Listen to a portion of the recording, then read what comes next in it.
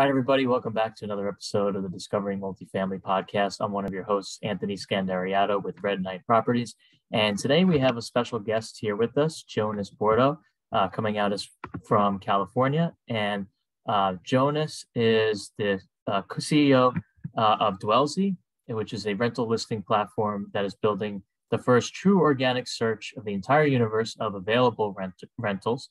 It addresses renter frustration with the status quo, empowering renters and landlords to make residential rentals work for everyone. He's got over 20 years experience in the commercial real estate industry and talks to renters and landlords every day. And he's got various insights from the largest inventory of rentals on the market. So really excited to have him on the show and talk about his platform, Dwellsy. So thanks for coming on. Anthony, thank you so much for having me. I'm excited to be here. Awesome. So talk to us high level. Did I do your company justice, or is there more to it?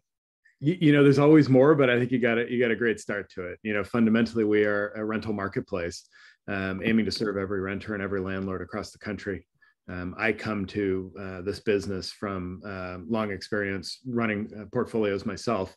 Most recently, I was running about 60,000 units for Essex Property Trust.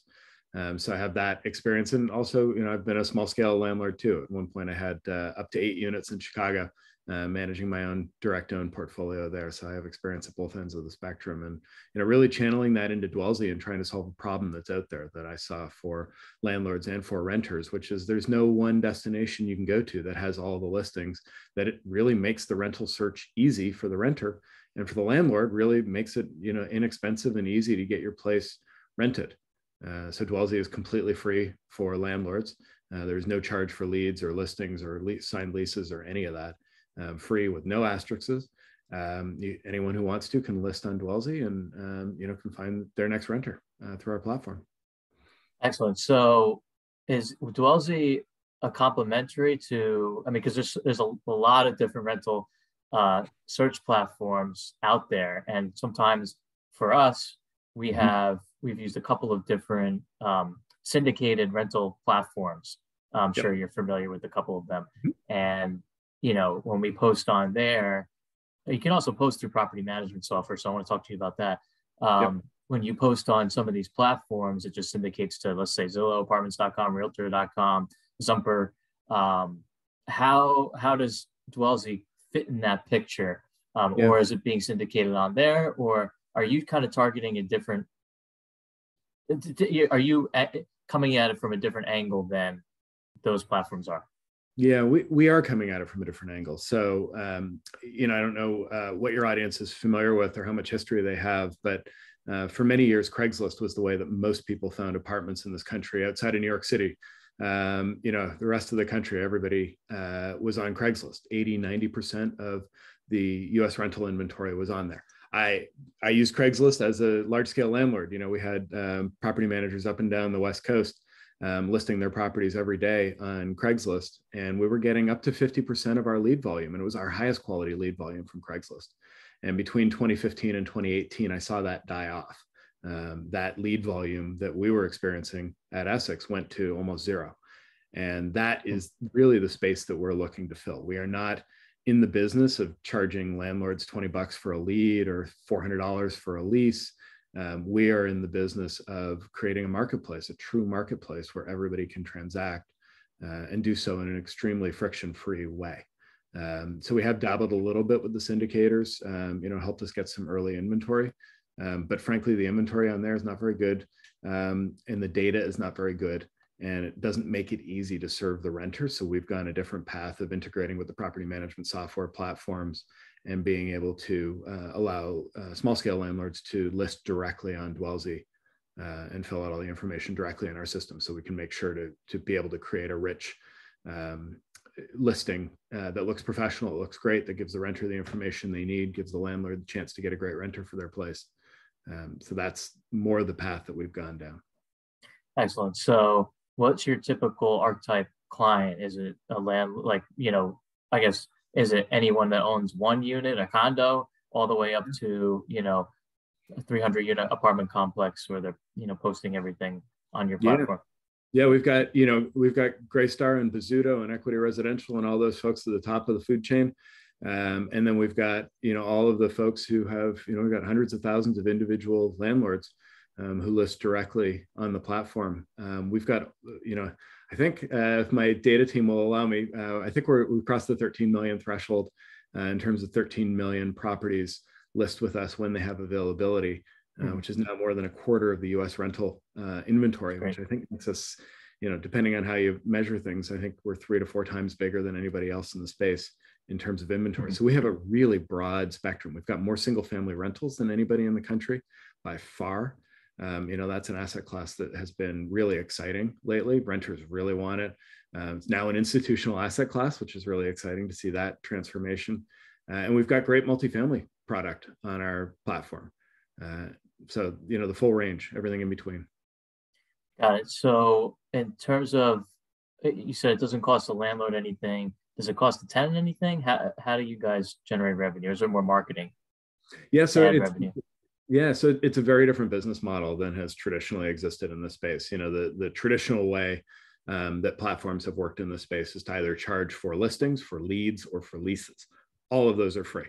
Everything that you might pay one of the classic pay-to-play platforms like Zillow for, all of those things are free on Dwellsy. So we have premium products that are available to the renter, and we'll have premium products that are available to the landlord, and we have advertising on the site, and we'll be offering a variety of other products down the line to help people. What we're really focused on is, rather than standing in the middle of the transaction and just charging a toll as people go by, we're really trying to leverage the marketplace, the platform, the data to be able to create value for all of the transactors in the ecosystem. So, for example, if you're looking to upgrade your property, we'll be able to tell you what's that stainless steel appliance package worth in rent for you. Things like that we'll charge for down the line. How do you make sure, if you're a small landlord, one of the biggest concerns that I hear is, how do you stay safe? How do you avoid getting defrauded? And we'll help people transact safely on the platform and be able to stay safe. And, same thing for renters. We have a product called Dwellsy Edge, which helps renters. The best part about it, I think, is that you can actually be the first to find out about a new rental. If you're looking for that place and it comes onto the market, that landlord for that great single family home in that right school district, that landlord might get 20, 30 inquiries in the first hour it's available. And through our Dwellsy Edge program, you can be the first to know about it. And I think that's incredibly powerful for a searching renter. So that's the kind of thing that we're doing, as opposed to just standing in the middle of that process and charging a toll as people go by, which I don't think is good for marketplace, marketplace health, if you will.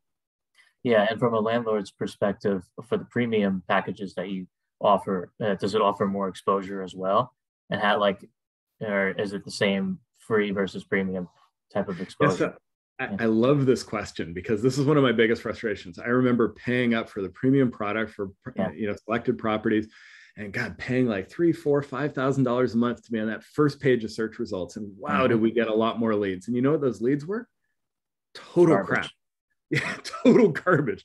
There's just a lot of people who are like, oh, pretty pictures. Maybe I'll come see that this weekend. Not actually interested, not actually motivated renters, not people who are looking for a place. They're looky-loos who just like coming and touring properties. And so paying a big premium for that doesn't yield results. There's this negative feedback system where what landlords actually need to do is use their time more efficiently. And more efficient time comes from actually getting your listings to be as high quality as they can possibly be, and then getting them in front of people who are genuinely looking for your property, genuinely looking for the type of product you are offering. And that's where the real savings and benefit will come for the landlord. So we have focused on being the highest quality leads in the ecosystem rather than driving more traffic. So we are actually not selling any premium placement. We may at some point do sponsored listings. There's always lease ups and things like that where you do need just a ton of traffic. And so there's a place for that sort of thing.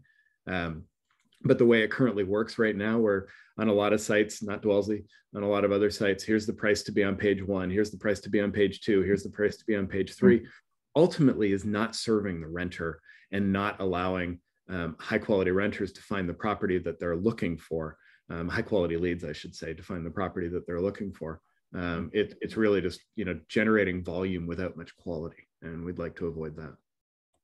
Yeah, no, that makes sense. And in terms of, you mentioned your platform with the premium subscription, one of the platforms for the landlord, when landlords looking to make upgrades, are you guys providing almost like rent comps or some analytical metrics that you track? Okay, I'm charging $1,200 for a 1 bedroom, but you have another listing with another landlord at $1,500, but they have X, Y, and Z in this apartment. Mm-hmm. Talk to us a little bit more about that feature of the premium, because I think that's interesting. Yeah. So to be clear, we haven't launched any of our premium products for landlords yet. Those will come down the line, but that is one of the pieces of it. We have the largest inventory of rentals that has ever been assembled. So we have more pricing data and more detail about the properties than has ever been aggregated before. So I think it's going to be a hugely powerful tool for folks to be able to leverage as they think about how to set pricing, how to think about upgrades, how to think about getting the most yield out of your property and really positioning it well for your market. I have very personal experience with, I put $8,000 into a new kitchen one time, hoping to get $200 in extra rent. I got $75. If I'd been honest with myself, I would have known that wasn't going to work. That's not what the market wanted in that situation. But I was hopeful, and I didn't have any data to contradict my hope. And so I invested based on hope, and, it didn't result. And I know, operating at scale, we'd have a hypothesis. Some guy or some gal would have a hypothesis that, if we upgraded floors and, did new kitchens in this community, we'll get a bunch of extra rent. And we do 10 units, 20 units to test it out. And, it's always a lousy test because you never know what's happening in that submarket at that moment.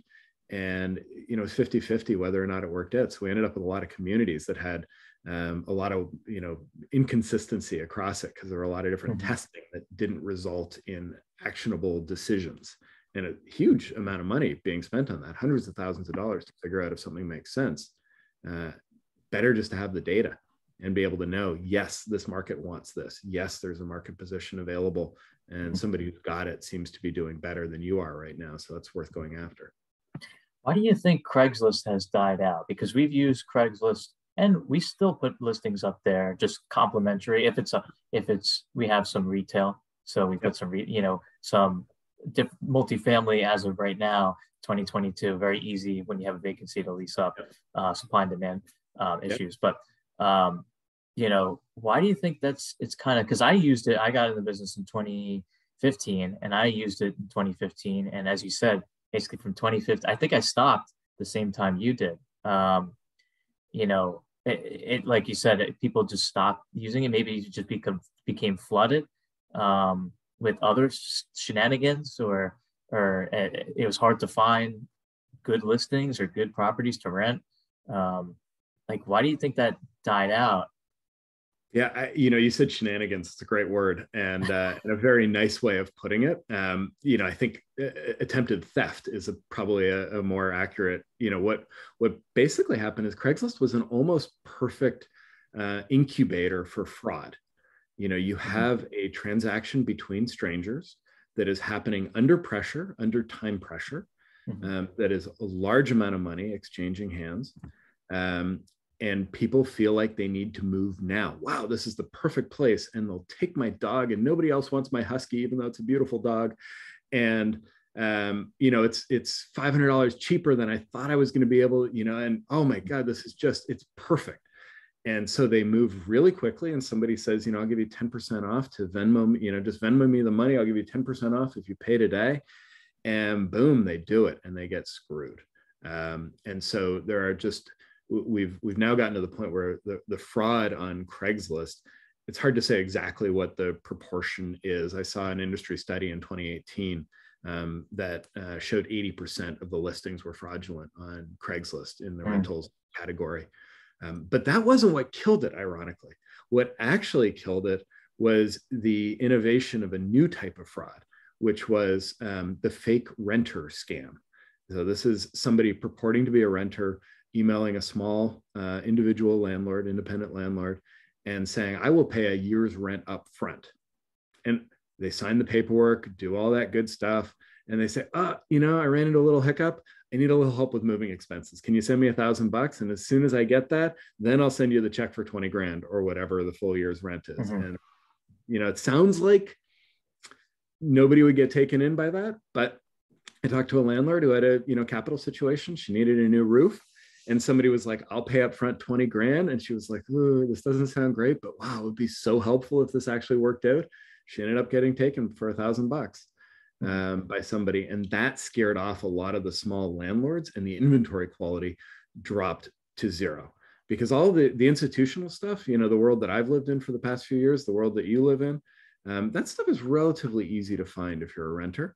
But finding those one-off units, that stuff is gold. And that's where Craigslist really shone. And that's what brought all the renters in. So now you really have mostly fraudsters transacting with fraudsters on Craigslist. And it's pretty rough there. So is there a way to vet on your platform the landlords and tenants? Yeah. Like you vet them? Yeah, we have a robust vetting system. We have an algorithm that we built over the last couple of years that helps us determine whether somebody's fraudulent.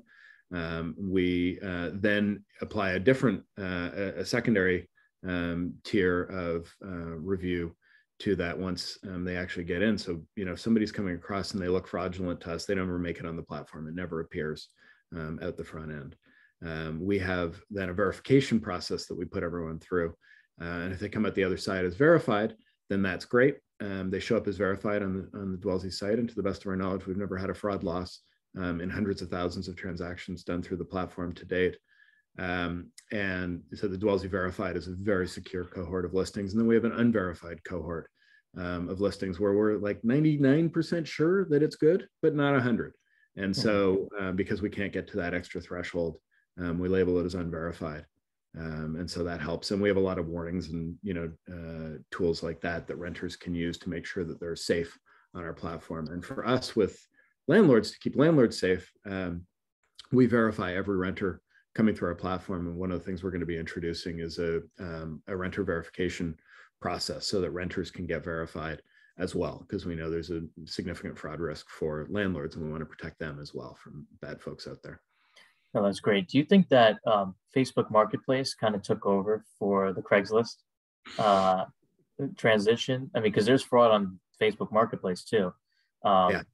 What's your opinion on that? Yeah, I think Facebook Marketplace really became the next destination. And, it's interesting what Facebook has done in the past year.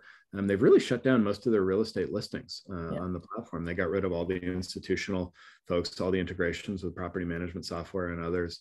You can still list your property on there, but there's a built-in fair housing violation that if you're only advertising to your circle of people, that is against fair housing. That's a fair housing violation. So Facebook has kind of fundamentally flawed in that way, but it did get embraced by a huge number of the fraudsters who are looking for another platform after the decline of Craigslist. When we first hung out a shingle for our Dwellsy Direct listing process, which is the process for individual landlords to list with us, for the first couple of weeks, we were getting 9 out of 10 people hitting us were fraudsters trying to come through. And, I think we caught all of them and winnowed them all out. And hopefully they're, just found it to be a waste of time for them because they couldn't get through. So we've seen percentage decline as landlords, more landlords are using it. That's but great. There's a ton of fraud out there. It's really scary. Yeah, no, absolutely. More than you think. So, yeah, it's shocking. Yeah. Jonas, how can my audience check out your platform? Can they just sign up as a landlord or tenant and just browse around and Totally. kind of dive into the weeds in the website? Yeah, come check it out. It's Dwellsy.com. We have a quick link to list with us if you have a property to list. And if you want to chat, I'm just at Jonas@Dwellsy.com. People should feel free to reach out. Awesome. Is that the best way to reach you? Yep. Yeah. Email is great.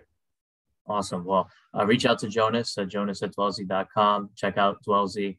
I'm going to check it out myself after the podcast, and really want to thank you for coming on the show today, spending your time with us. And for my audience, if you liked what you heard and or saw, please give us a rating and review on iTunes. Really helps Jonas and my message get out to a greater audience. So really want to thank you again for coming on the show and look forward to staying in touch. Anthony, thank you. It's been a pleasure. I enjoyed the conversation. Thank you.